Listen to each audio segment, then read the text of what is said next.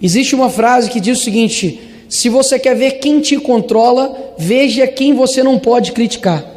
Nas eleições, quando eu dizia a respeito da ditadura que estava prestes a acontecer no nosso país, muitos atrelavam isso à fome ou à degradação econômica. Mas nós sabemos que o começo da ditadura se dá pela interferência do judiciário no legislativo, assim como aconteceu recentemente agora na Venezuela. Então, senhores, nós não estamos numa possível ditadura, nós estamos no começo de uma. Quando nós vimos, por exemplo, um deputado que estava aqui nessa casa na legislação passada, ex-deputado federal Daniel Silveira, que teceu críticas duras, nas quais eu discordo, mas está preso por conta de um crime de opinião. E isso foi um mero teste para poder ver o nível de coragem que nós teríamos para poder enfrentar a tirania. Afinal de contas, tanto o artigo 53 da Constituição, quanto também o induto presidencial que ele recebeu já não valem mais nada. Afinal, o Cesare Battisti, que matou 4 pessoas, o induto dele vale. O José Dirceu, o induto também dele vale. Um bandido, um ladrão também vale. Agora, para o Daniel Silveira, não. E muitas pessoas acreditam que essa luta, eu gostaria inclusive aqui de estar levantando outros temas, mas não existe direito subsequente à nossa liberdade. Então, todas as vezes que um supremacista, não vou falar o nome aqui daquele que não pode ser citado, todas as vezes na qual ele fala algo, algum supremacista fala algo, gera uma instabilidade política no nosso país desnecessária. Ministros do STF, vocês não são pagos para poder emitir opinião. A sua opinião é tão relevante para o Brasil quanto a minha sobre astrofísica. Você é pago para poder dar sentenças e julgar. Você não é pago para poder ser um popstar, para poder dar entrevistas e palestras e podcasts e entrevistas online com influenciadores, porque vocês não são os representantes do povo. E todas as vezes que o judiciário ele interfere no legislativo, ele está desvalorizando esta casa, os 513 deputados. Todos nós aqui nesta casa sabemos o quanto nós tivemos fazer isso aqui, para conseguir os votos, para poder convencer os nossos eleitores de que nós iríamos representá-los. Agora, quando um supremacista ultrapassa o poder dele constitucional, quando ele toma os poderes do Congresso para si, derrubando contas, quando ele censura parlamentares, quando ministros do governo querem colocar na justiça deputados que estão falando aqui nessa tribuna. Ou seja, se não tiver alguém para poder mostrar a tirania, os verdadeiros ditadores, isso só vai escalonar. E ai de muitos que estão querendo fazer um certo equilíbrio político, achando que serão poupados no futuro, não serão poupados, porque a tirania, ela não para, pelo contrário, ela só amplifica.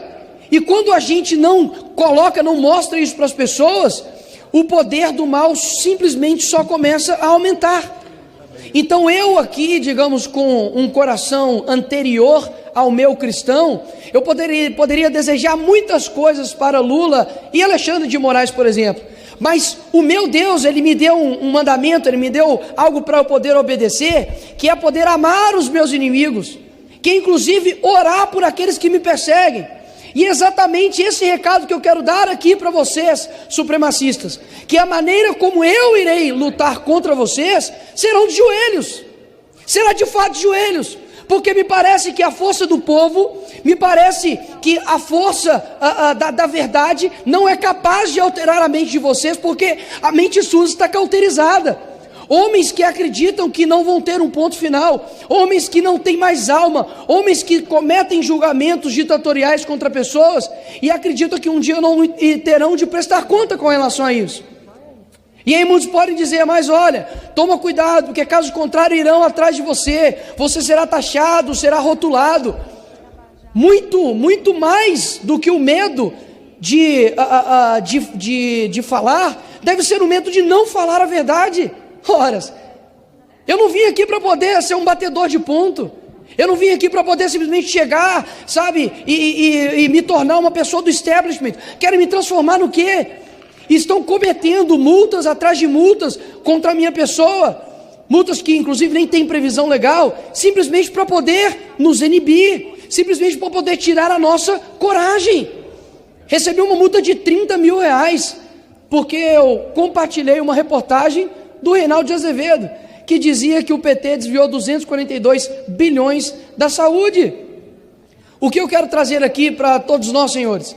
Todas as nossas nações que nós fizemos aqui, quem pensa somente em eleição tem uma visão muito pequena. Nós temos que pensar numa geração, e pode ter certeza que esses homens que estão se sentindo, quase que semideuses, que nada os para, eu posso dizer aqui que há algo que eu vou ter um compromisso de orar para que Jesus vá e consiga vir com vocês. Porque se eu não acreditar de que existe uma pessoa que é o reto juiz, que existe um juiz dos juízes, que existe um Senhor do Senhor, eu não preciso ser mais cristão. Então aqui eu não preciso levantar uma Bíblia para poder professar aquilo que de fato acredito. Eu só estou mandando um recado para os senhores de que um dia vocês terão de prestar contas, um dia Ele vem para poder redimir, um dia toda língua, todo joelho vai ter que se joelhar perante eles. E isso que eu vou pedir, para que aquele que consegue ir na divisão da alma e do espírito, consiga convencer essas pessoas do que eles estão fazendo com o nosso país.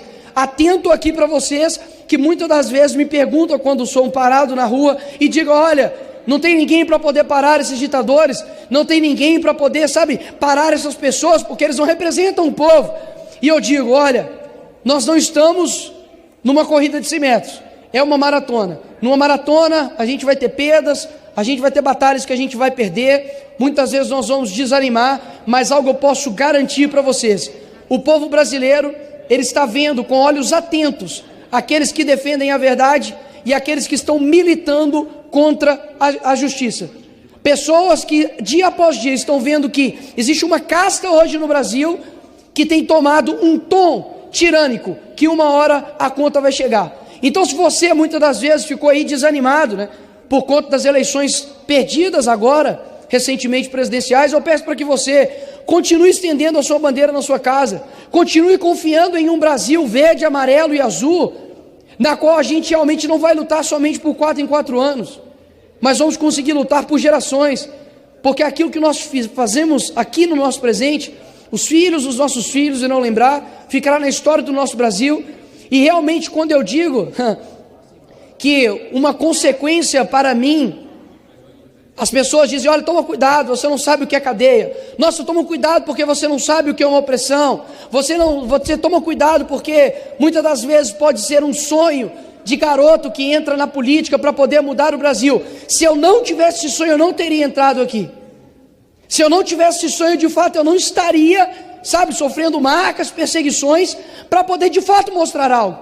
Então, quando eu digo que eu estou disposto a sofrer pela liberdade, não é porque eu me preocupo com eleições, horas.